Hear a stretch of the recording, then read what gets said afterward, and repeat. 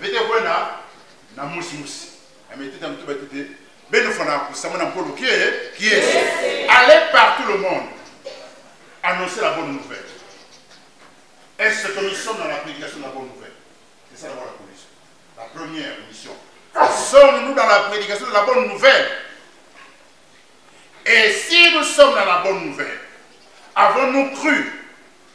Si nous avons cru, nous devons être sauvés. Mais or, jusqu'aujourd'hui, il y a des gens qui sont baptisés sans pourtant être sauvés. Il y a des gens qui sont baptisés sans pourtant croire à la parole. C'est beau souhait. Il y a les gens qui sont baptisés dans le CPA qui n'ont pas cru à la parole, qui ne sont pas sauvés. J'ai envie de dire, mais comment? Oh. Mais on a vu des gens qui sont baptisés, qui sont encore des soulards. On a vu des gens qui sont baptisés, qui vont encore chez les féticheurs. On a vu des gens qui sont baptisés, qui ne sont pas dirigés par l'Esprit de Dieu. On a vu des gens qui sont baptisés, mais qui ne croient pas à la parole de Dieu. Parce que ce qu'ils font sont contraires à la parole de Dieu. Vrai ou faux? Vrai. C'est pas moi qui le dis, hein. Le constat, c'est vous qui le faites. Mais est-ce que nous sommes sauvés? Non.